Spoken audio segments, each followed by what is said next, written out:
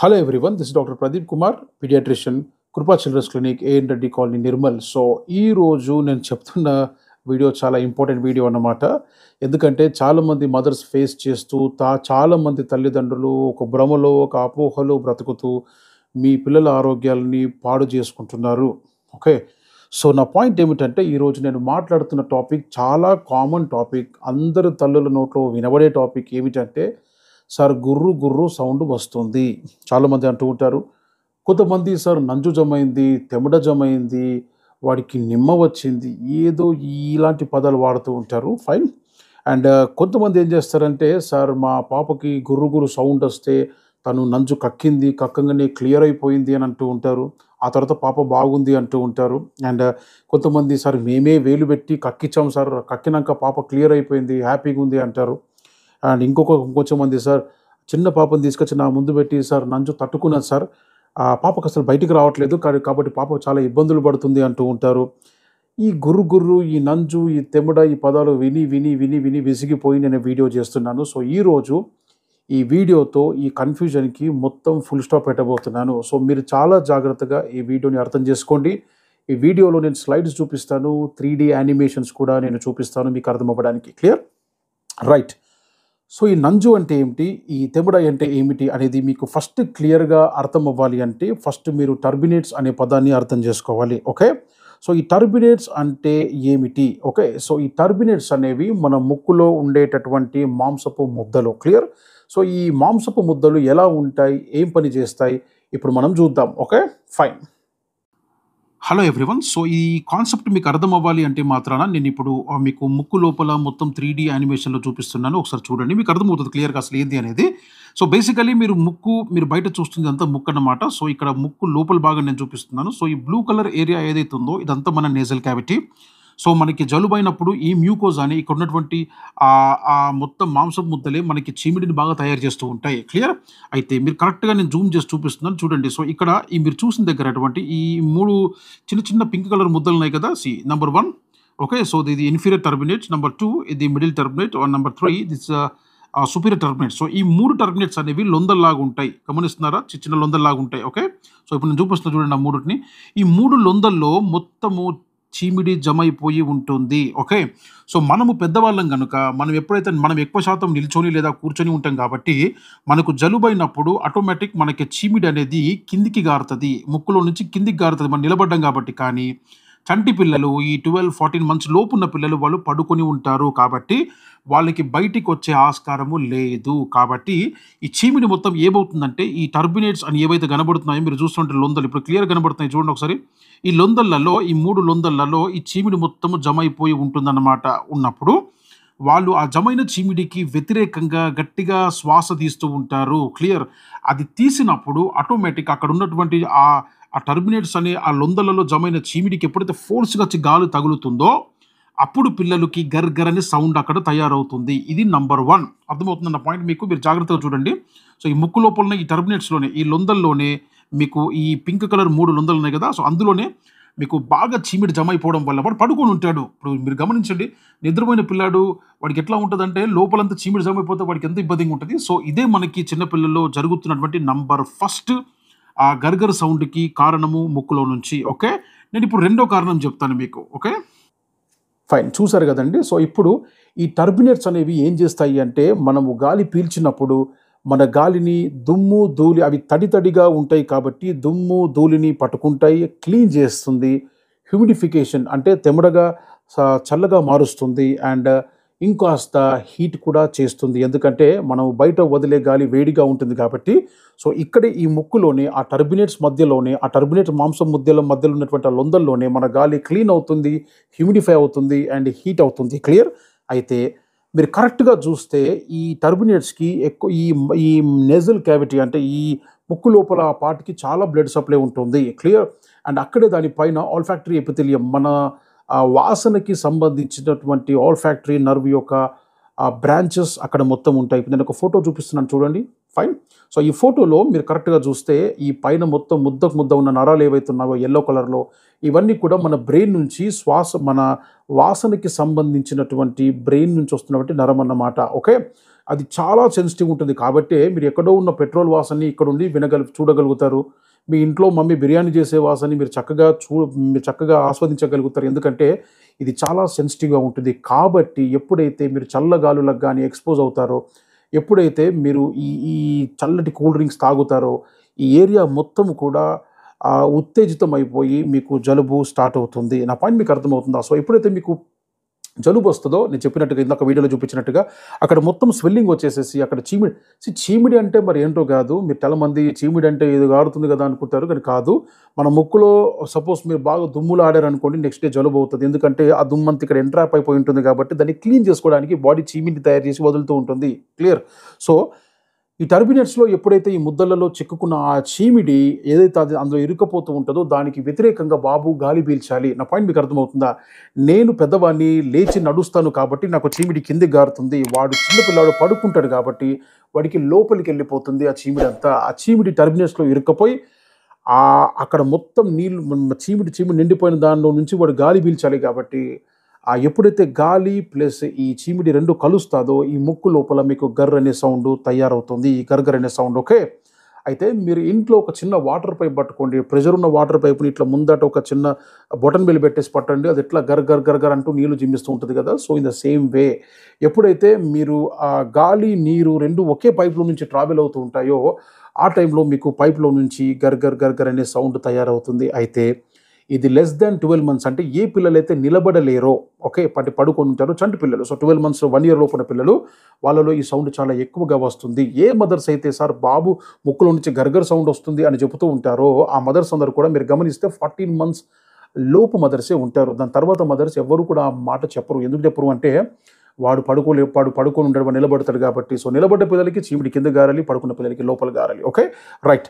So, రెండో కారణము నేను మీకు ఆల్రెడీ చెప్పాను. రెండో కారణం ఏమిటంటే నేను ఇంతకుముందు చెప్పింది ఫస్ట్ కారణం గర్గర్ సౌండ్‌కి. రెండో కారణం కొంచెం డీప్‌గా వెళ్దాము. సో, ఎప్పుడైతే ఈ టర్బినెట్స్ లోపల నుంచి మనం కొంచెం కిందికొస్తామో అక్కడ మీకు వాలిక్యులా స్పేస్ ఉంటుంది. అది ఎపిగ్లాటిస్ పక్కన ఉంటుంది. ఓకే. నేను ఈ ఫోటోలో చూపిస్తున్నాను చూడండి. సో, ఈ ఫోటోలో మీకు రెడ్ కలర్‌గా నేను రౌండ్ ఆఫ్ చేసి పెట్టాను కదా! సో, ఈ రౌండ్ ఆఫ్ చేసి పెట్టిన దగ్గర ఒక చిన్న లొందలాగుంది కదా! సో, అందులో ఈ బాబు యొక్క ఉమ్మి ఓకే. ఈ ఉమ్మి అనేది అందులో ఆ పర్టిక్యులర్ లొందలో జమైపోయి ఉంటుంది. ఓకే. అయితే ఈ చీమిడి కూడా కారి కింద ఇక్కడ జమ అయిపోయి ఉంటుంది వాలిక్యులర్ స్పేస్‌లో. సో, ఈ స్పేస్‌లో జమ అయిపోయిన చీమిడికి మళ్ళీ వ్యతిరేకంగా వాడు గాలి పీలుస్తూ ఉంటాడు కాబట్టి మీకు రెండవ గర్ గర్ సౌండ్ ఇక్కడ కూడా వస్తూ ఉంటుంది కొంతమంది పిల్లలకి. ఓకే. అయితే మీరు జాగ్రత్తగా గమనిస్తే ఎప్పుడైతే తల్లిపాలు మీరు ఇస్తూ ఉంటారో నా మాట జాగ్రత్తగా వినాలి. తల్లిపాలు ఇస్తున్నప్పుడు ఈ సౌండ్ పెరుగుతుంది. ఎందుకు పెరుగుతుందో తెలుసా? జాగ్రత్తగా వినండి. చాలామంది టెన్షన్ పడుతూ ఉంటారు. నంజుంది ఏదో నో. నేను ఇప్పుడు క్లియర్ మీకు ఎక్స్‌ప్లెయిన్ చూడండి. సో, ఎప్పుడైతే చిన్న పిల్లలకు జలుబు అవుతాదో వాడి ముక్కు క్లోజ్ అయిపోతుంది.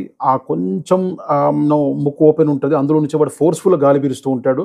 అయితే ఎక్కువ శాతం ముక్కు బంద్ అయిపోయినప్పుడు చిన్న పిల్లలు నోరు తెరబెట్టి నోట్లో నుంచి గాలి తీసుకుంటూ ఉంటారు. అయితే తల్లిపాలు తాగేటప్పుడు మీరు ఎప్పుడైతే మీ రొమ్ముని నోట్లో పెట్టేస్తారో వాడికి పైన ముక్కు బ్లాక్ అయిపోయింది. కింద నోరు బ్లాక్ అయిపోయింది. వాడికి ఊపిరి ఆడదు. కాబట్టి ఈ జలుబున్న పిల్లలు అంత కంఫర్టబుల్‌గా పాలు తాగలేరు. ఎందుకంటే వాళ్ళు వదలడము, ఏడుస్తూ, చిరాకు పడుతూ, పెడుతూ తాగుతూ ఉంటారు. ఎందుకంటే అది శ్వాస కోసం. ఓకే. అయితే జాగ్రత్తగా వినండి. సో, ఎప్పుడైతే మీరు తల్లిపాలు పడుతూ ఉంటారు.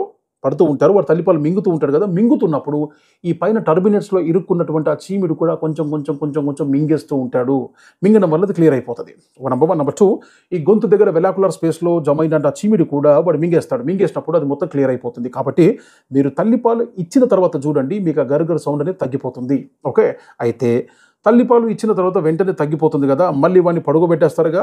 పడుకోబెట్టేటప్పుడు వాడికి జలుబు ఉందిగా. రైట్. వాడికి చీమిడి గారుతుంది కదా! ఆ చీమిడి లోపలికెళ్ళింది. మళ్ళా స్టార్ట్ అవుతుంది. ఈ టర్బినెట్స్‌లో జమ అయిపోయి మళ్ళీ ఆ గర్గర్ సౌండ్ ఇదంతా కంటిన్యూగా రొటేట్ అవుతుంది. సో, మీకు ముక్కులో నుంచి గాని, ఇక్కడ ఈ థ్రోట్ భాగంలో నుంచి గాని గర్గర్ సౌండ్ వస్తుంది. నంజు కాదు, తెమడ కాదు, నిమ్ము కాదు, ఏది కాదు. అది జలుబులో వాడికి జమ అవుతున్నటువంటి ఆ పల్చటి చీమిడి టర్బినెట్స్‌లో ఇరుక్కపోయింది. వాల్యుకులర్ స్పేస్‌లో ఇరుక్కపోయిన చీమిడి వల్ల వాడు ఫోర్స్‌ఫుల్‌గా గాలి పీల్చడం వల్ల వాటికి గర్గర్ అనే సౌండ్ వస్తుంది. ఓకే. సో చాలామంది అంటారు నాతోని నా ఓపీడీకి వచ్చి, "సార్ నంజు ఇరుక్కపోయింది సార్, తట్టుకుంది సార్, జమైంది సార్. అసలు మేము ఎంత వేలు పెట్టి కక్కిచ్చినా వాడు కక్కట్లేదు సార్." వాడు కక్కడండి. అనవసరంగా మనము ఎప్పుడు కూడా వేలు పెట్టొద్దు. అయితే చాలామంది తల్లిలు చేస్తున్న పొరపాటు ఏమిటంటే, మీరు వేలు పెట్టి కక్కిస్తూ ఉంటారు. అది ఎంత డేంజరో తెలుసా? మీ పిల్లల యొక్క ప్రాణం కూడా పోవచ్చు. ఓకే. నేను ఓపెన్‌గా చెప్తున్నాను. ఎందుకు సార్ అంటే, మీరు నోట్లో పెట్టి కక్కిస్తున్నప్పుడు జాగ్రత్తగా వినండి. మీకు మన మనిషికి క్రేనియల్ నర్వ్స్ అని ఉంటాయి. క్రేనియల్ నర్వ్స్ మన బ్రెయిన్ నుంచి డైరెక్ట్‌గా కిందికి వచ్చేటువంటి నాడీ వ్యవస్థ. అందులో 10th క్రేనియల్ నర్వ్ అన్నిటికంటే పెద్దది. దాన్ని వేగస్ అంటారు. ఓకే. సో, మీరు కక్కిస్తున్నప్పుడు, మీరు నోట్లో ఏలు పెట్టి కక్కిస్తున్నప్పుడు ఈ టంగ్ యొక్క వెనకటి చివరి భాగము ప్లస్ ఈ గొంతు కొంత పార్ట్ ఆఫ్ ద గొంతు మొత్తం కూడా ఈ వేగస్ అనే నర్వ్ సప్లై చేస్తుంది. ఓకే. సో, ఈ వేగస్ అనేది డైరెక్ట్ బ్రెయిన్ నుంచి వస్తుంది. అన్నిటికంటే పెద్ద నాడి. ఓకే. ఈ వేగస్ ఎవ్వడి మాట వినదు. అంటే మళ్ళీ చెప్తాను. నా గుండెకి, ఊపిరితిత్తులకి, ఈ కడుపు, పొట్ట, పేగులకి సప్లై చేసేది కూడా వేగసే. క్లియర్. సో, వేగస్ అనేది చాలా ఇంపార్టెంట్ నర్వ్. మన ఆధీనంలో, మన కంట్రోల్‌లో లేని నర్వ్ అన్నమాట. ఓకే. ఇప్పుడు నేను అన్నాను, నా గుండె ఆగిపోమంటే మనది ఆగిపోదు కదండీ. సో, అది మన కంట్రోల్‌లో ఉండదు. ఓకే. సో, ఈ వేగస్ అనేది కంప్లీట్ ఇన్వాలంటరీ అన్నమాట. సో, మన మాటల్లో, చేతల్లో ఉండదు. దాని పని చేసుకుంటూ ఉంటుంది. ఎప్పుడైతే మీరు వేలు పెట్టి కక్కిస్తూ ఉంటారో ఈ వేగస్ నర్వ్‌ని ఉత్తేజితం చేస్తారు. ఓకే. ఉత్తేజితం చేపించినప్పుడు మీరు గమనించారా ఎప్పుడైనా? మీరు ఎప్పుడైతే ఈ వేలు పెట్టి కక్కించినప్పుడు వామిటింగ్ అయితే మీ కళ్ళలోకి వాటర్ వచ్చేస్తాయి. కడుపు మొత్తం నొప్పి వచ్చేస్తుంది. ఓకే. గుండె స్పీడ్ పెరిగిపోతుంది. ఎందుకు ఇదంతా జరుగుతుంది అంటే, మీరు వేగస్‌ని ఉత్తేజితం చేసినప్పుడు దాని బ్రాంచ్ మొత్తం, అంటే ఈ కడుపు గాని, పేగులు గాని, గుండె గాని, ఊపిరి గాని ఇవన్నీ మొత్తం డిస్టర్బ్ అయిపోతాయి. సో, చంటి పిల్లల్లో ఈ తప్పు చెయ్యకండి దయచేసి. మీరు పిల్లల్లో, ఈ చంటి పిల్లలు గాని, పెద్ద పిల్లలు గాని, మీరు వేలు పెట్టి కక్కించడానికి అక్కడ ఏమీ లేదు. క్లియర్. మీరు అనవసరంగా వేగస్‌ని డిస్టర్బ్ చేస్తే చిన్న పిల్లలకి సడెన్‌గా కార్డియాక్ అరెస్ట్, అంటే హార్ట్ ఆగిపోయే ఛాన్సెస్ కూడా ఉండొచ్చు. రెండోది, మీరు వేలు పెట్టి కక్కించినప్పుడు వాళ్ళు ఎప్పుడైతే కడుపులో ఉన్న జ్యూస్‌ని కక్కుతారో అది ఊపిరితిత్తులకు పోయి ఊపిరితిత్తులు బ్లాక్ అయ్యే ఛాన్సెస్ ఉంటాయి. సో, ఎట్టి పరిస్థితుల్లో మీరు వేలు పెట్టి కక్కించొద్దు. ఓకే. అయితే చాలామంది నాతో అంటూ ఉంటారు, "సార్ మేము వేలు పెట్టి కక్కించినప్పుడు మొత్తం చిక్కగా పడిపోయింది సార్. అది పడిపోయినాక పాప క్లియర్ అయిపోయింది సార్. బాగుంది సార్" అంటారు. మరి అదంతా ఏంటి సార్ అని అడగొచ్చు నన్ను. ఓకే. ఇప్పుడు నేను చెప్పేది మీరు వినండి. అసలు కక్కుటప్పుడు వస్తుంది ఏమిటి? ఓకే. మీరు దగ్గుతున్నప్పుడు, మనం పెద్దవాళ్ళు దగ్గుతున్నప్పుడు తెల్లగా నంజు వస్తుంది కదండీ. సో, తెమిడ, ఒరిజినల్ తెమిడ. సో, ఒరిజినల్ తెమిడ వస్తుంది కదా! అది ఏంటి? అది ఎక్కడి నుంచి వస్తుందో నేను ఇప్పుడు మీకు చెప్తాను. ఓకే. మీరు మీరు కక్కించినప్పుడు జిగురు జిగురుగా పడుతుంది. ఓకే. అదేమిటంటే, నేను ఇప్పుడు మీకు ఒక వీడియో చూపిస్తున్నాను చూడండి. ఈ పార్ట్ మొత్తం మీకు అర్థం అవ్వాలి అంటే, ఈ జిగురు నంజు అంతా అర్థం అవ్వాలంటే, సో, ఈ వీడియో మీరు చూడాలి. ఓకే. రైట్. సో, నేను ఇప్పుడు గొంతు భాగం మొత్తం చూపిస్తున్నాను. ట్రేకియా, మనం అన్నం తినే పైపు ప్లస్ మన శ్వాస తీసే పైపు, అక్కడ ఏం జరుగుతుంది అనేది నేను చూపిస్తున్నాను చూడండి. ఓకే.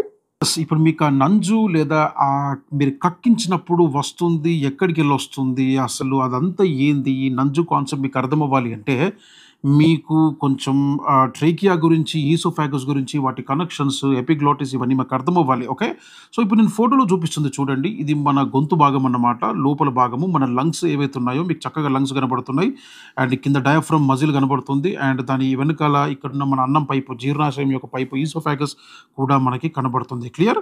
ఫైన్. ఇప్పుడు ఒకసారి కిందికి చూడండి. మీరు ఇక్కడ పైన చూసినప్పుడు మీరు జాగ్రత్తగా చూస్తే ఇది మన ముక్కు అన్నమాట. ఈ బ్లూ కలర్‌లో ఉన్నది. ఓకే. సో, ఇది మన ఈ బొక్కలు ఏవైతే చిన్న చిన్నవి ఉన్నాయో ఇవన్నీ కూడా మన వెన్నుపూస, మన మెడ యొక్క బొక్కలన్నమాట. అయితే మీరు జాగ్రత్తగా గమనిస్తే ఇక్కడ మీరు ఒక చిన్న బోన్ చూస్తున్నారు చూడండి. ఇదిగో నేను బ్లూలో పెట్టాను చూడండి.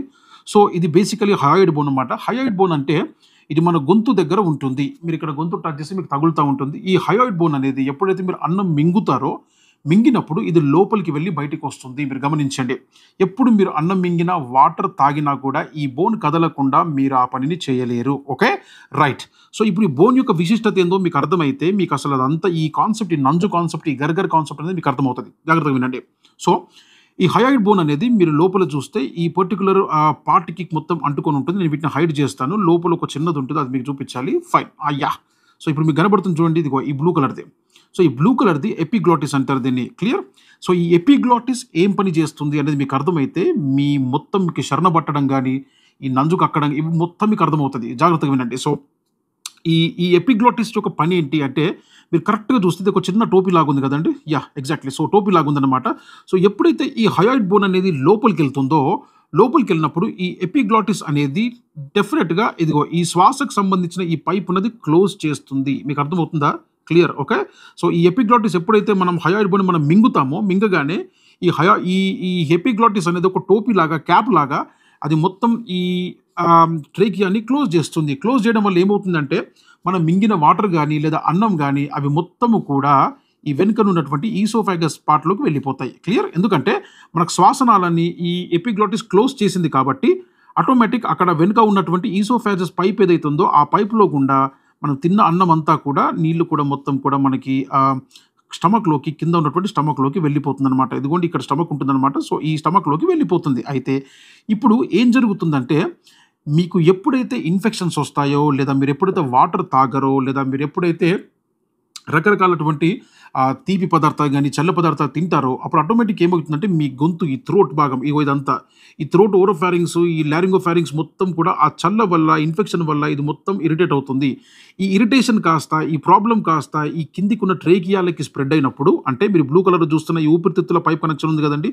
సో, ఇందులోకి ఆ పర్టిక్యులర్ ఇరిటేషన్ స్ప్రెడ్ అయినప్పుడు, ఆ ఇరిటేషన్ అవ్వడం వల్ల మీకు ఫస్ట్ డ్రై కాఫ్ స్టార్ట్ అవుతుంది. క్లియర్? ఈ డ్రై కాఫ్ స్టార్ట్ అయిన తర్వాత ఆ డ్రై కాఫ్‌ని తగ్గించుకోవడానికి మన బాడీ ఏం చేస్తుంది అంటే, ఈ ప్రొటెక్షన్ కోసము మీకు ఆ చిక్కటి తెమడని లేదా నంజుని తయారు చేస్తుంది. అది మన బాడీ తన్ను తాను కాపాడుకోవడానికి, ఈ డ్రైనెస్ నుంచి, ఈ ఇరిటేషన్ నుంచి కాపాడుకోవడానికి ఆ పర్టిక్యులర్ నంజుని బాడీ తయారు చేస్తుందన్నమాట. అయితే ఈ ప్రొటెక్టివ్‌గా తయారు చేసిన నంజు అనేది మీకు చిక్కగా ఇందులో ఉంటుంది. ఓకే. ఇందులో ఈ ఈ శ్వాసపరమైన నాళంలో ఉంటుందన్నమాట. అయితే చాలామంది ఏం చేస్తారంటే, ఈ చిన్న పిల్లలకి నోట్లో పెట్టి కక్కించడం గానీ, ఇవన్నీ చేస్తూ ఉంటారు. మీరు కక్కించినప్పుడు వచ్చేది కడుపులో నుంచి వస్తున్నటువంటి కడుపు యొక్క జ్యూస్ కానీ, అది ఊపిరితిత్తులో నుంచి వచ్చేటటువంటి నంజు కాదు. మళ్ళీ చెప్తున్నా కాదు. ఎందుకంటే, సార్ బాగా చిక్కగా, బాగా జిగురు జిగురుగా ఉంటది గదా! అని మీరు అడిగితే మాత్రం దానికి 2 ఎక్స్‌ప్లనేషన్స్ ఉన్నాయి. నేను తర్వాత చెప్తాను. ఓకే. సో, ఈ 2 పైపులు వేరు. గమనిస్తున్నారా? ఆహార నాళం వేరు అండ్ శ్వాసనాళం 2 వేరు. వాటికి పైన ఎపిగ్లాటిస్ అనే ఈ టోపీ ఉంది. ఈ టోపీ సపోజ్ మీరు మాట్లాడుతూ అన్నం తిన్నారనుకోండి, అప్పుడు ఆటోమేటిక్ ఏమవుతుందంటే, మనం మాట్లాడుతున్నప్పుడు అన్నం తింటే మనకి మింగడము ప్లస్ శ్వాస 2 ఒకేసారి కలిసినప్పుడు ఆటోమేటిక్ మనకు శరణ పడుతుంది. శరణ పడ్డప్పుడు ఏమవుతుందంటే, ఈ ట్రేకియాలోకి అంటే ఈ ఊపిరితిత్తుల నాళంలోకి మనం తిన్న ఫుడ్ గానీ, వాటర్ గానీ వెళ్ళిపోవడం వల్ల మనకి శరణ పడుతుంది. శరణ పట్టినప్పుడు ఆటోమేటిక్ ఈ లంగ్స్ అనేవి బాగా ఇరిటేట్ అయిపోయి, ఆ వాటర్ వల్ల గానీ, పాల వల్ల గానీ, ఫుడ్ వల్ల గానీ ఇరిటేట్ అయిపోయి అది బయటకి కక్కుతుంది. కక్కినప్పుడు మనకు ఆటోమేటిక్ ముక్కులో నుంచి మనకి మెతుకులు వస్తూ ఉంటాయి. గమనించారా? సో, ఈ ఎపిగ్లాటిస్ అనేది చాలా ఇంపార్టెంట్ రోల్ ప్లే చేస్తుంది. ఈ ఎపిగ్లాటిస్ కరెక్ట్‌గా పని చేస్తే మాత్రం డెఫినిట్‌గా ఏ శరణ తప్పడం గానీ, అయితే ఈ నంజు తయారవ్వడం గానీ జరగదు. సో, నా పాయింట్ ఏమిటంటే, మీరు కక్కిస్తున్నప్పుడు వచ్చేటటువంటి మొత్తం ఆ చిక్కటి ఫ్లూయిడ్ అంతా కూడా అది కడుపులో నుంచి వచ్చేదే గానీ, ఎట్టి పరిస్థితిలో ఈ ట్రేకియాల నుంచి వస్తున్నటువంటి నంజు కాదు. క్లియర్? ఫైన్. చూసారు గదండీ! సో, ఇప్పుడు నేను చూపిస్తున్న ఈ వీడియోలో మీరు కరెక్ట్‌గా చూస్తే ఇక్కడ ఈ ఎపిగ్లాటిస్ అనే టోప్ ఏం చేస్తుందంటే, ఈ పర్టిక్యులర్ ఏతే మనము అన్నము మింగినప్పుడు ఈ శ్వాసనాళాన్ని క్లోజ్ చేస్తుంది కాబట్టి, ఫుడ్ అనేది ఇట్లా వచ్చే ఆహారం అంతా వెనుక ఉన్నటువంటి ఈసోఫాగస్ నుంచి కడుపులోకి వెళ్ళిపోతుంది. ఓకే. సో, మనం మింగుతున్న ప్రతిసారి ఈ పర్టిక్యులర్ ఆహ్, ఆహ్, ఎపిగ్లాటిస్ అనేది మన ట్రేకియా అంటే మన శ్వాసనాళాన్ని క్లోజ్ చేస్తూ, ఓపెన్ చేస్తూ ఇక్కడ మన హయాయిడ్ బోన్ కదులుతూ ఈ మెకానిజం జరుగుతూ ఉంటుంది. మీరు గమనించారా? శరణ పట్టడం అంటే ఇదే. ఎప్పుడైతే మీరు మాట్లాడుతూ అన్నం తింటారో, మీరు అన్నం మింగడము ప్లస్ శ్వాస తీసుకోవడం 2 ఒకేసారి జరిగిందనుకోండి, ఈ ఎపిగ్లాటిస్ కరెక్ట్‌గా క్లోజ్ కాకపోతే తిన్న అన్నమంతా ఊపిరితిత్తుల్లోకెళ్ళి మనం వెంటనే దగ్గేసేసి ముక్కులో నుంచి తీసేస్తూ ఉంటాం. సో, చంటి పిల్లలు పాలు తాగేటప్పుడు శరణ తప్పడం అంటే ఇదే. అంటే వాడు పాలు తాగుతున్నప్పుడు సపోజ్ ఈ ముక్కు బ్లాక్ అయిపోయినప్పుడు వాడికి ఊపిరాడక సపోజ్ సడెన్‌గా పాలు తీస్తూ ప్లస్ ఊపిరి 2 ఒకేసారి తీర్చాడనుకోండి, ఆ 2 ఈ ఎపిగ్లాటిస్ సరిగ్గా క్లోజ్ అవ్వకపోవడం వలన పాలు కాస్త ఊపిరితిత్తులోకెళ్ళేసేసి, ఆ ఊపిరితిత్తులో ఈ ట్రేకియా మొత్తం ఇరిటేట్ అయిపోయి వాడికి దగ్గు స్టార్ట్ అవుతుంది. నా పాయింట్ మీకు అర్థమవుతుందా? ఓకే. సో, ట్రేకియాలోకి గాలి మాత్రమే వెళ్ళాలి. అన్నము, నీళ్లు వెళ్ళకూడదు. వెళ్ళిందంటే అది బాగా ఇరిటేట్ అవుతుంది. రైట్? మనకు శరణ పట్టినప్పుడు ఇక్కడ చెస్ట్ పెయిన్ వస్తది. గమనించారా? సో, అది అందుకే అనమాట.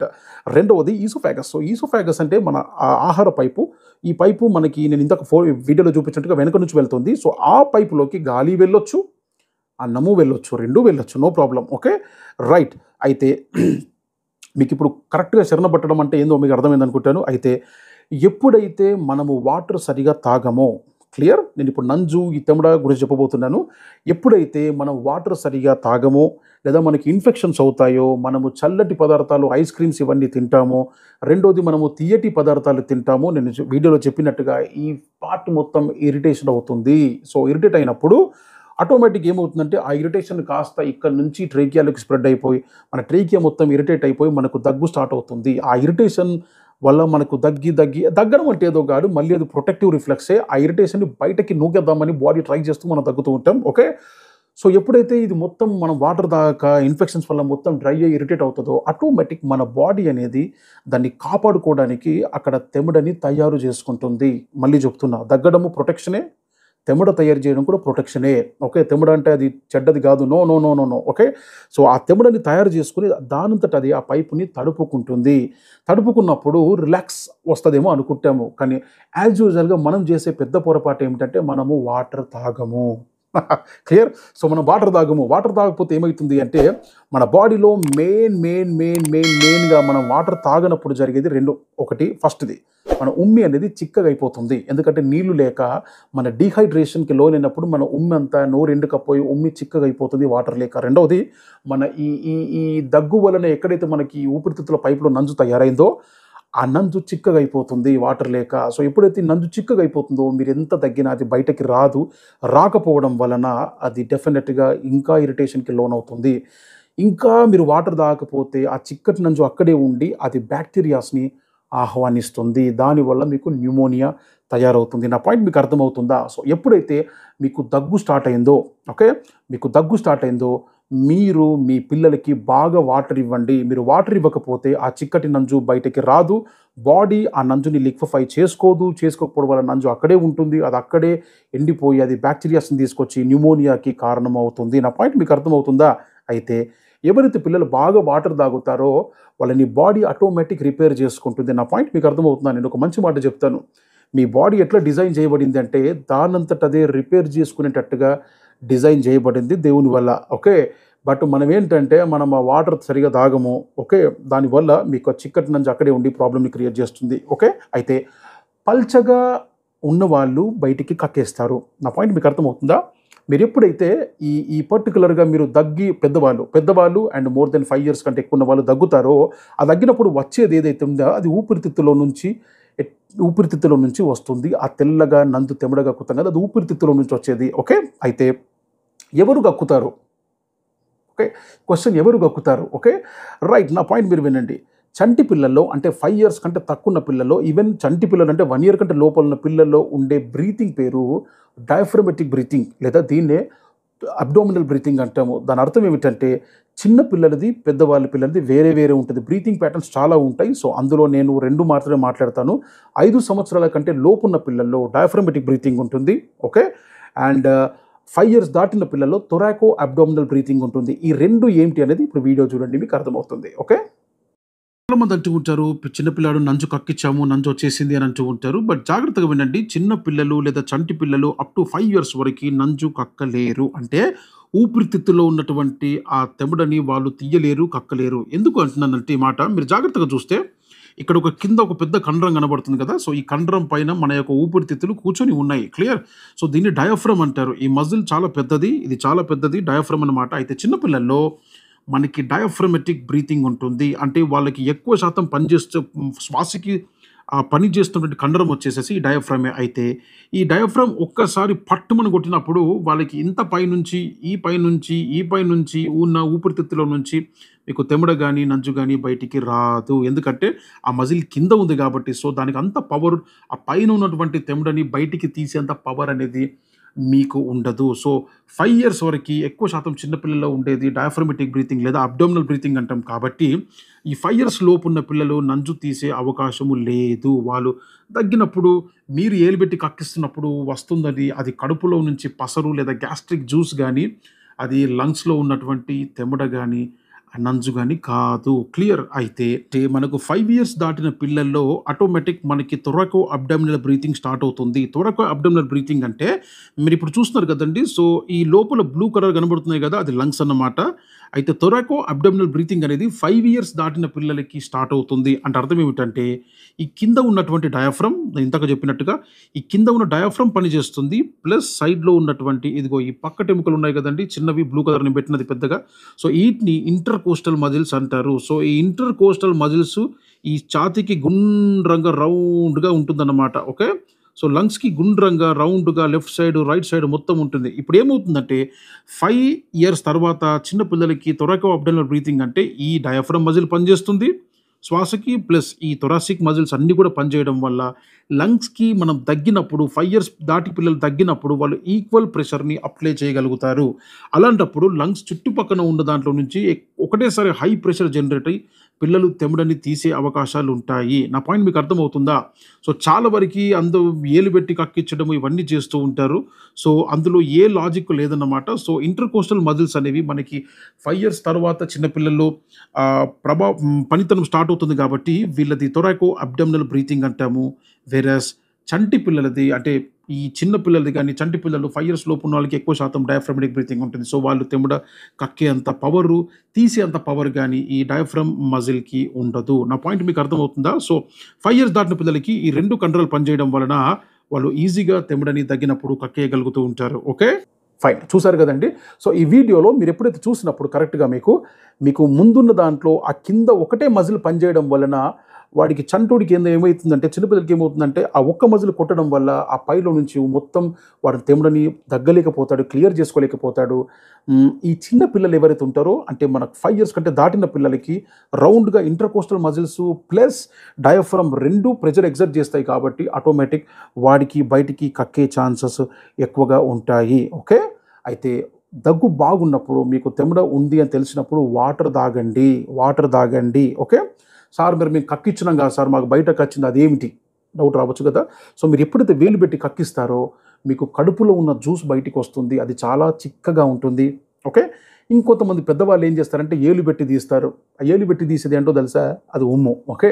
ఆ ఉమ్మి అనేది వాడు జ్వరంలో ఉన్నప్పుడు, వాడు సర్ది దగ్గులో ఉన్నప్పుడు సరిగ్గా పాలు తాగలేడు చంటోడు కాబట్టి వాడి ఉమ్మి అనేది నీళ్లు లేక చిక్కగా అయిపోతాది. ఆ చిక్కగా అయిపోయిన ఉమ్మిని మీరు తీసి దాన్నే నంజు, దాన్నే తెమడ అనుకొని మీరు భ్రమపడుతూ ఉంటారు. తెమడ అనేది ఒరిజినల్ నంజు లేదా తెమడ అనేది ఊపిరితిత్తు పైపులో ఉంటుంది. అది కడుపులో నుంచి రాదు. కానీ మీరు వేలు పెట్టి కక్కించినప్పుడు ఓకే. మీరు వేలు పెట్టి కక్కించినప్పుడు మీరు నోట్లోంచి తీసినప్పుడు వచ్చేది, వేలు పెడుతున్నప్పుడు వచ్చేది కడుపులో నుంచి వామిటింగ్ చేయడం, వామిటింగ్ ఓకే. అండ్ ఏలు పెట్టి తీసి కక్కిచ్చేది అది నోట్లో ఉన్నటువంటి ఈ చిక్కటి నీళ్లు లేక, పాలు లేక ఉన్నటువంటి చిక్కటి ఉమ్మి, దాన్నే జలుగురు అని కూడా కొన్ని పల్లెటూరులో పిలుస్తూ ఉంటారు. ఓకే. ఈ ప్రాబ్లమ్ అంతటిని చూసుకొని ఈ నంజు కాన్సెప్ట్‌లో మూలిగి మగ్గిపోయిన చాలామంది పేరెంట్స్ డాక్టర్ దగ్గరికెళ్ళినప్పుడు ఎక్స్‌రే కొట్టించుకుంటూ ఉంటారు. నా మాట జాగ్రత్తగా వినండి. మీరే నంజుంది, మీరే తెమడ ఉంది, మీరే అదుంది, ఇదుంది అని మీరు భయపడుతూ ఉన్నప్పుడు డెఫినిట్‌గా ఒక డాక్టర్ ఎక్స్‌రే కొడతాడు. నా మాట జాగ్రత్తగా వినండి. మీకు ఆ గర్గర్ సౌండ్ వస్తుంది తెమడ వల్ల కాదు. అది చీమిడి, టర్బినేట్స్‌లో ఇరుక్కపోయిన చీమిడి అండ్ వాల్యుకులర్ స్పేస్‌లో ఇరుక్కపోయిన చీమిడి వల్లే గాని మీకు ఏ నంజు, ఏ తెమడ ఉండదు. క్లియర్? అయితే ఎక్స్‌రే తీయడం వల్ల కలిగే నష్టాలు ఏమిటి? నేను అది కూడా చెప్పాలి కదా! సో, సింపుల్‌గా పోయి నేను చూస్తాను ఒక్కొక్క ఓపీడీ నా దగ్గరకు వస్తూ ఉంటారు. ఒక్కొక్కడి దగ్గర 5, 10 ఎక్స్‌రేస్ ఉంటాయి. ఎంత ఘోరం అండి. ఆ చిన్న గురుగురు సౌండ్ కోసమే ఎక్స్‌రేలు కొట్టిస్తూ ఎక్స్‌ట్రీమ్‌గా ఉంటదనమాట. పేరెంట్స్ మనసులోనే ఉంటది. ఎక్స్‌రే కొట్టించాలి, ఛాతీ చూడాలి, ఎంత నంజుందో, ఎంత బాగా టెన్షన్ పడిపోతూ ఉంటారు. ఇప్పుడు నేను ఒక పేపర్ చూపిస్తున్నాను చూడండి. So, international atomic energy and agency వాళ్ళది. సో, వీళ్ళు మనకి ఆ రేడియేషన్ ప్రాసెస్‌ని ఎక్స్‌ప్లెయిన్ చేస్తూ ఉంటారు ఈ వెబ్‌సైట్‌లో. క్లియర్? సో, వీళ్ళు చెప్పేది ఏమిటంటే హౌ సేఫ్ ఆర్ ఎక్స్‌రేస్ నేను చూపిస్తున్నా చూడండి. సో, వీళ్ళు మొత్తం రాసుకుంటూ క్లియర్‌గా వచ్చేసేసి even at this low levels of the radiation exposure okay. అంటే ఒకటే ఎక్స్‌రే గురించి మాట్లాడుతూ ఉంటారు. పైన చూడండి. For example the radiation dose absorb from a simple X-ray examination such as a simple chest X-ray ఒకటే ఎక్స్‌రే ఛాతీకి కొడితే ఆ చిన్న రేడియేషన్‌లో ఏం జరుగుతుందో చూడండి. So, even at this low levels of the radiation exposure ఎక్స్‌రేలో రేడియేషన్ ఉంటుంది. ఎక్స్‌రే, సీటీ స్కాన్, హెచ్ఆర్‌సీటీ ఇవన్నిట్లో కూడా భయంకరమైన రేడియేషన్ ఉంటుంది. నా పాయింట్ మీకు అర్థమవుతుందా? సో, వాళ్ళు రాసేది ఏమిటంటే even at the low levels of the radiation exposure, it cannot be excluded that the dose could cause cancer or genetic effects. So, ఆ చిన్న రేడియేషన్ వల్ల క్యాన్సర్‌కి లోనవుతూ ఉంటారు. జన్యుపరమైన రోగాలుతో పిల్లలు పుడుతూ ఉంటారు. నా మాట మీకు అర్థమవుతుందా? సో, ఎంత వీలైతే అంత ఎక్స్‌రేస్‌ని అవాయిడ్ చేయండి. ఓకే. అయితే ఎక్స్‌రేస్ ఎవరిలో కొట్టాలి? ఒక ఎక్స్‌రే అనేది మీకు అర్థమవుతుందా? ఎవరిలో కొట్టాలంటే ఎక్స్‌రే కొట్టడానికి అంటే శ్వాసపరమైన ఎక్స్‌రే కొట్టడానికి 2 కండిషన్స్ ఉన్నాయి. ఒకటి నంబర్ 1 వచ్చేసేసి మీ పిల్లలకి బాగా జ్వరం ఉండి ఓకే. వాడికి సర్ది దగ్గుతో జ్వరం ఉండి మీరు ఆల్రెడీ డాక్టర్ని కలిసి ఒక 2 డేస్ తర్వాత కూడా మీరు మందులు యాంటీబయాటిక్స్ అన్ని వాడిన తర్వాత కూడా వాడికి సర్ది దగ్గు తగ్గకుండా ఇంకా జ్వరం ఎక్కువ వస్తే వాడికి నంబర్ 1 ఎక్స్రే కొట్టాలి. నంబర్ 2 ఏమీ లేకున్నా చంటి పిల్లలు కానీ బాగా పక్కలెత్తేస్తూ ఉంటారు కదండీ. సో పక్కలెత్తేస్తూ ఉన్నా కూడా ఎక్స్రే కొట్టాలి. ఈ 2 కండిషన్స్‌లోనే ఎక్కువ శాతం మనకి కామన్‌గా మన కమ్యూనిటీలో ఎక్స్రేస్ కొట్టేటటువంటి కండిషన్స్ ఇవే. వాడికి ఏదో ఇక్కడ చిన్న గురుగురు సౌండ్ వస్తుంది అని చెప్పేసేసి మీరు ఎక్స్రేలు కొట్టించడం అన్యాయం అది. చాలా అన్యాయం అది. మీ పిల్లల జీవితాలు మీరు చేతులారా పాడు చేసుకుంటున్నారు రేడియేషన్ డ్యామేజ్ వల్ల. రేడియేషన్ అనేది మీకు ఇప్పుడు తెలవకపోవచ్చు. వాడు పెద్దగా అవుతూ ఉంటే రకరకాల ప్రాబ్లమ్స్, క్యాన్సర్ గానీ, లేకపోతే మీకు జన్యుపరమైన ప్రాబ్లమ్స్ గానీ ఎన్నో వస్తూ ఉంటాయి. దయచేసి ఎక్స్రేస్‌కి దూరంగా ఉండండి. నేను చెప్పిన ఈ 2 కండిషన్స్‌లో మాత్రమే మీరు ఎక్స్రేస్‌ని కన్సిడర్ చేయండి. ఓకే. రెండోదేమిటంటే మీరు భయపడుతూ డాక్టర్ దగ్గరికి వెళ్ళకండి. దయచేసి ధైర్యంగా ఉండండి. మీ డాక్టర్‌ని అడిగి తెలుసుకోండి. సార్ ఏంటి సార్ ఇది ఇట్లా వస్తుంది అని మీరు అడిగి తెలుసుకోండి. అంతేగాని మీరే భయపడుతూ వెళ్ళేసి సార్ నంజుంది, వాడికి తెమడ ఉంది, వాడికి బాగా దమ్మొస్తుందని మీరు చెప్పడం అన్యాయం. ఓకే. మీరు చెప్తే ఎట్లా ఉంటుందంటే డాక్టర్‌కి అరే కొట్టేస్తే పోతుంది కదా ఎక్స్రే అన్నట్టు ఉంటుంది. So no no no no no please be confident before your doctor. మీ డాక్టర్స్ని అడిగి తెలుసుకోండి ఏం ప్రాబ్లం అనేది క్లియర్గా మీరు అడిగి తెలుసుకుంటే అది చాలా మంచిది అని నేను అనుకుంటున్నాను. ఓకే. ఇకపోతే ఈ చిన్న పిల్లలు పుట్టిన తర్వాత, చంటి పిల్లలు పుట్టిన తర్వాత నాకు కామన్‌గా వచ్చే ప్రశ్న, మీ అందరూ ఎదుర్కొనే ప్రశ్న, నంజు తీసిండ్రా అని అడుగుతూ ఉంటారు. ఈ నంజు తీయడం అంటే ఏంటో నాకు ఇప్పటికీ అర్థం కాలేదు. నా పాయింట్ వినండి. ఎప్పుడైతే పిల్లడు తల్లి గర్భం నుంచి బయటికి వస్తాడో వాడు డైరెక్ట్‌గా ఈ గైనకాలజిస్టులు టేబుల్ మీదనే వాడు ముక్కులో ఒక బెలూన్ పెట్టి ఒత్తేసేసి ఉన్న తెమడ ముక్కులో ఉన్నది మొత్తం తీసేస్తారు. నేను ఇందాక మీకు వీడియోలో క్లియర్‌గా చూపించాను. ముక్కు అనేది అక్కడి నుంచి అది ట్రేకియాలో ఈ ఎపిగ్లాటిస్ వల్ల ఆ ముక్కులో ఉన్న గాలి మొత్తం కూడా అది ట్రేకియాలోకి వెళుతుంది. ఓకే. నోట్లో ఉన్న ఫుడ్ మొత్తం ఈ ఎపిగ్లాటిస్ క్లోజ్ అయినప్పుడు అది మెల్లగా డైవర్షన్ తీసుకొని అది కాస్త మనకి ఆహార నాళం ఈసోఫాగస్‌లోకి వెళుతుంది. క్లియర్. సో ఎప్పుడైతే బాబు పుడతాడో పుట్టినప్పుడు మనం నోట్లో ముక్కులో ఉన్నది డైరెక్ట్ మనము మ్యూకస్ అక్కడ పెట్టి తీసేస్తాము. ఓకే. వాడు మింగిందంతా కడుపులోకి వెళ్ళిపోతుంది. నంబర్ 1 అది డైరెక్ట్‌గా మనకి కడుపులోకి వెళ్ళిన దాన్ని అది లాట్రిన్‌లో మొత్తం బయటికి వచ్చేస్తుంది. దానికి టెన్షన్ ఏమీ లేదు. ఎంతైతే ఊపిరితిత్తులోకి వెళ్ళిపోతుందో ఆ ఉమ్మనీరు అనేది అది బయటకి రాదు. క్లియర్. అది బయటకి ఎవ్వరూ తీయలేరు. ఏ డాక్టరు తీయలేడు. ఓకే. సో ఎప్పుడైతే ఊపిరితిత్తులకి కొంచెం ఉమ్మనీరు వెళ్ళిపోతుందో దానివల్లే పిల్లలకి దమ్మొస్తుంది. ఆ దమ్ము కోసం పిల్లలు అడ్మిట్ అవుతారు. మెషిన్స్ పెడతారు. వాటెవర్ ఇట్ ఈస్ అదంతా నెక్స్ట్ కాన్సెప్ట్. కానీ పుట్టగానే నంజు తీయండి, తెమడ తీయండి అని ఎక్కడ తీయాలండి? నాకు చెప్పండి ఒకసారి ఎక్కడ తీయాలి? ఇప్పుడు మీరు ఈ వీడియో మొత్తం చూసారు కదా, ఇంత నీట్‌గా మీకు అర్థమైంది కదా. సో చాలామంది అంటూ ఉంటారు సార్ కడుపులో నుంచి నంజు తీయండి అంటారు. కడుపులో నుంచి తీయాల్సిన అవసరం లేదు. ఎందుకంటే వాడు తల్లి ఉమ్మనీరు మీకు తెలుసా? చిన్నపిల్లలు కడుపులో ఉన్నప్పుడు వాళ్ళు ఉమ్మనీరు మింగుతూ ఉంటారు. 6-7 మంత్స్ మొత్తం కూడా వాళ్ళు ఉమ్మనీరు మింగుతూ వాళ్ళ ఉమ్మనీరు మింగుతూ వాడు యూరిన్ పోస్తూనే ఉంటాడు కంటిన్యూగా. అదే కడుపులో యూరిన్ పోస్తూ ఉంటాడు. ఓకే. అదే కడుపులో వాడి నోట్లకి, వాడి ముక్కులకి, వాడి చెవులకి అంతా కూడా ఉమ్మనీరు లోపల మధ్యలోనే ఉంటాడు వాడు. క్లియర్. సో మళ్ళీ దాన్ని తీసి కడుపులోకి వెళ్ళి తీయాల్సినటువంటి అవసరం లేదు. ఇప్పుడు నేను మీకు ఒక రీసెర్చ్ పేపర్ చూపిస్తున్నాను చూడండి. సో ఎన్ఆర్పి అనేది మనకి నియోనటల్ రిసర్చేషన్ ప్రోటోకాల్ అనమాట. సో ఇందులో ఈ సంస్థ వాళ్ళు అమెరికన్ అకాడమీ ఆఫ్ పీడియాట్రిక్స్ వాళ్ళు వీళ్ళే గైడ్లైన్స్ తయారు చేస్తూ ఉంటారు. సో వీళ్ళు చెప్పేది ఏమిటి? ఓకే. కింద చూడండి American Academy of Pediatrics. Okay. So suctioning who, when and why అక్కడ చక్కగా అండర్లైన్ చేసి చూడండి. Most vigorous newborns do not require suction at birth. పుట్టిన పిల్లలకి ఏ నంజు కానీ ఏ తెమడ కానీ తీయాల్సినటువంటి అవసరము లేదు. క్లియర్. అండ్ రెండోది వచ్చేసేసి ఇంకోటి బిఎంజే ఆర్టికల్ చూపిస్తున్నాను, the family medicine and community health వాళ్ళది. సో ఇందులో కూడా routine suction of newborn is unnecessary. అవసరం లేదు. పిల్లడు పుట్టగాని ఏ నంజు గింజు తీయాల్సిన అవసరం లేదు. కింద చూడండి. Healthy newborn babies don't need suction of the nose and mouth at birth. So పుట్టిన పిల్లలకి ఎలాంటి నంజు తీయాల్సినటువంటి అవసరము లేదు. అసలు నంజు అనేది లేదు. ఓకే. అదంతా ఉమ్మనీరు. ముక్కులో నుంచి ఊపిరితిత్తులకు వెళ్ళిన ఉమ్మనీరు బయటికి వెళ్ళదు. కడుపులోకి వెళ్ళిన ఉమ్మనీరు అటువంటి అది చక్కగా దుటిలో నుంచి బయటికి వచ్చేస్తుంది. సో టెన్షన్ పడాల్సిన పని లేదు. మీ గైనకాలజిస్టు ఈ ముక్కులో నోట్లో ఉన్నదాన్ని చక్కగా బెలూన్ పెట్టి తీసేస్తారు. ఓకే. నా పాయింట్ మీకు అర్థమవుతుంది అనుకుంటాను. సో నంజు, తెమడ, ఈ నిమ్మ అనే కాన్సెప్ట్స్ అన్నీ రాంగ్. ఓకే. ఇదంతా బ్లఫ్ కాన్సెప్ట్ అండి. అనవసరమైనటువంటి ట్రీట్మెంట్స్, అనవసరమైన ఎక్స్రేలు ఇవన్నీ తీసుకొని మీ పిల్లల్ని పాడు చేసుకుంటున్నారు. ఓకే. అయితే మీరు ఒక ప్రశ్న అడగవచ్చు, సార్ మరి ఏం చేయాలి? ఓకే. దీన్ని ఎట్లా చేయాలి అని మీకు అనిపించవచ్చు కదా. సో ఈ పర్టికులర్ ఏదైతే మీరు పుట్టిన తర్వాత నంజు తీయడం అనే కాన్సెప్ట్ని మర్చిపోండి. మీ పిల్లలు గురు అన్నప్పుడు నంజు ఉంది అని చెప్తూ ఉంటారు. దయచేసి మారండి. ఆ పదాలు, ఆ తెమడ నంజు ఇక్కడ ఉంది, తట్టకపోయింది, ఇరుక్కపోయింది ఇవన్నీ అనొద్దు. ఓకే. రైట్. సో ఇప్పుడు మనము మనము ఏమి చేస్తే ఈ ప్రాబ్లమ్‌ని తగ్గించొచ్చు? ఇప్పుడు మీకు అర్థమైంది ఏంటి? టర్బినేట్స్‌లో ఈ టర్బినేట్స్‌లో మనకి ఎప్పుడైతే ఈ చీమిడంతా ఇరుక్కుపోతుందో దానివల్ల సౌండ్ వస్తుంది. అండ్ వెలాక్యులర్ స్పేస్‌లో ఇక్కడున్న చీమిడి కారు అక్కడ ఇరుక్కుపోవడం వల్ల సౌండ్ వస్తుంది. ఈ 2 తగ్గాలి, ఈ గర్గర్ తగ్గాలి అంటే జలుబు తగ్గాలి. అర్థమవుతుందా పాయింట్? సో ఈ జలుబు తగ్గితే గర్గర్ తగ్గుతుంది. Clear, very clear. Okay, right. అది ఎట్లా తగ్గించాలి? సో జలుబుని ఎలా తగ్గిస్తే ఆటోమేటిక్ మీకు మీ చంటి పిల్లలకి అది క్లియర్ అవుతుంది. నంబర్ 1, మీరు పిల్లలు ఒక లెస్ దాన్ 6 మంత్స్ ఉంటే, మళ్ళీ వినండి, లెస్ దాన్ 6 మంత్ ఉంటే నేను మీకు ఈ గర్గర్ సౌండ్కి రెమెడీస్ చెప్తున్నాను. ఓకే, ఈ లెస్ దాన్ 6 మంత్స్ ఉన్న పిల్లల్ని మీరు నైట్ పాలిస్తారు కదా. ఓకే, సో నైట్ పాలిచ్చి మీరు పడుకోబెట్టినప్పుడు ఏమవుతుంది అంటే వాడు ఒక చిన్న దగ్గు దగ్గినా తుమ్ముడు దుమ్మినా వెంటనే వాడు నిద్రపోయి ఉంటాడు. అంటే వాడు ఇట్లా స్ట్రైట్గా ఉంటాడు కాబట్టి వాడి కడుపు వాడి నోరు ఒకటే ప్లేన్లోకి వస్తూ ఉంటాయి. ఓకే, ఈ కడుపు నోరు 2 ఒకటే ప్లేన్లోకి వస్తుంటాయి కాబట్టి ఈ కడుపు నోరు ఒకటే వాడు పట్టుమని దగ్గగానే ఈ పాలు అనేవి డైరెక్ట్ బయటికి వచ్చి ఇక్కడ అది ఈసోఫాగస్ని దాటి అది లంగ్స్లోకి వెళ్ళి వాడు దగ్గి అవస్థ పడుతూ ఉంటాడు రాత్రిపూట. కాబట్టి మీ చంటోడు మీ బుడ్డోడిని కొంచెం వంకర బండబెట్టండి, 30 degrees ఇంక్లైన్లో బండబెట్టండి. అప్పుడు ఏమవుతుందో తెలుసా? చిన్న చెద్దరు దుప్పటి దిండి పెట్టి వాడిని క్రాస్గా పడుకోబెట్టండి. అప్పుడు ఏమైందంటే వాడి కడుపు ఇక్కడ ఉంటుంది, వాడి నోరు ఇక్కడ ఉంటుంది. కాబట్టి వాడు చిన్నగా దగ్గినా తుమ్మినా కానీ పాలు పైకి రాలేవు. క్లియర్, నా పాయింట్ అర్థమైందా?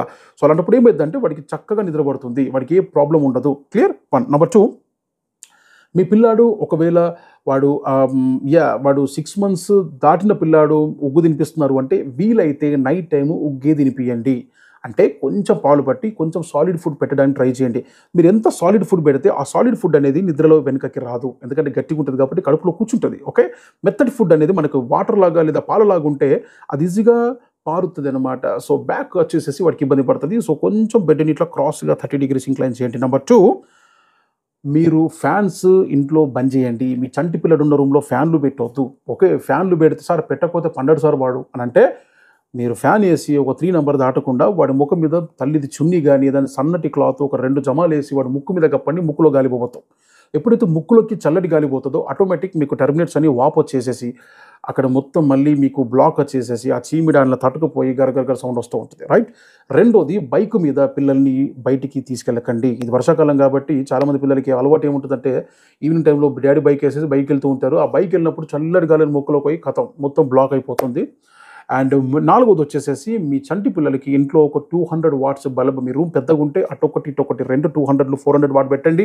లేదు సార్ రూమ్ చిన్నది అంటే మాత్రం సింగిల్ 200 watts బల్బు సరిపోతుంది. అయితే ఎందుకు బల్బ్ పెట్టాలి అంటే మీ రూమ్ని హీట్ చేస్తుంది, రూమ్లో ఉన్న గాలిని కూడా హీట్ చేస్తుంది. బల్బ్ అనేది రూమ్లో ఉన్న గాలి కూడా హీట్ అవుతుంది. దానివల్ల మీ చంటోడు నైట్ అంతా పీల్చుకునే గాలి కొంచెం వేడిగా ఉంటుంది కాబట్టి అది టర్బినేట్స్ వాపు రాకుండా టర్బినేట్స్ని రెగ్యులేట్ చేస్తుంది. మీకు ఆ గర్గర్ సౌండ్ బాగా తగ్గుతుంది. అండ్ లాస్ట్ది వచ్చేసేసి అది జలుబే కాబట్టి మీ డాక్టర్ దగ్గరికి వెళ్ళి మెడిసిన్స్ ఏమన్నా ప్రిస్క్రైబ్ చేయించి తీసుకోండి. నా పాయింట్ మీకు అర్థమైందా?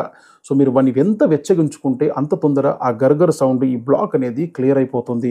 అది నంజు కాదు, తెముడ కాదు, నిమ్మ కాదు, ఏమి ఇరుక్కోలేదు, ఏమి తట్టుకోలేదు, మీరేం కక్కించాల్సినటువంటి అవసరము లేదు. దయచేసి మీ పిల్లలకి ఎక్స్రేస్ని అవాయిడ్ చేయండి. ఎక్స్రేస్ మంచివి కావు. నేను చెప్పిన ఆ 2 కండిషన్స్లో మాత్రమే మీకు ఎక్స్రే అవసరం పడుతుంది. చిన్న వాటికి పెద్దగా ఆలోచించకండి, చిన్న వాటికి టెన్షన్ పడకండి. మీకు ఇంకా ఏమైనా డౌట్స్ ఉంటే నాకు కింద కామెంట్లో తెలియజేయండి. ఓకే, సో నేను కింద కామెంట్స్ అన్ని చదువుతున్నాను, నా ఫ్రీ టైంలో నేను రిప్లై ఇస్తున్నాను. ఓకే, మీకు ఇంకా ఏమైనా డౌట్స్ ఉంటే నాకు కామెంట్ చేయండి, నేను తప్పకుండా రిప్లై ఇవ్వడానికి ట్రై చేస్తూ ఉంటాను. ఓకే, నా ఛానల్ మీకు నచ్చితే లైక్ చేయండి, షేర్ చేయండి, సబ్స్క్రైబ్ చేయండి. చాలా జెన్యూన్గా నేను వీడియోస్ చేస్తున్నాను. ఓకే, అండ్ మోర్ ఓవర్ ఇంకోటి ఏమిటంటే నేను టాపిక్ వైజ్ కవర్ చేసుకుంటూ వస్తాను. అన్నీ ఒకే రోజు నేను చేయలేనండి, ఎందుకంటే నేను చాలా బిజీ ఉంటాను. బట్ స్టిల్ నా పేషెంట్స్ కొరకు ఎక్కడో దూరంగా నన్ను చూస్తున్న మీ కొరకు నేను డెఫినెట్గా కంటిన్యూగా ఒక్కొక్క టాపిక్ని తీసుకుంటూ నేను వీడియో చేస్తూ ఉంటాను. ఓకే, నా కంటెంట్ని మీ ఫ్రెండ్స్కి ఫ్యామిలీస్కి షేర్ చేయండి. ఓకే, ఎవరో ఒకరు ఎక్కడో ఒక దగ్గర నా కంటెంట్ వల్ల బెనిఫిట్ పొందుకొని ఉంటారు. ఓకే, వాళ్ళందరూ క్షేమంగా ఉండడమే నాకు కావాలి, మీ పిల్లలు సంతోషంగా ఉండడం నాకు కావాలి. Okay, like, share and subscribe. Thank you.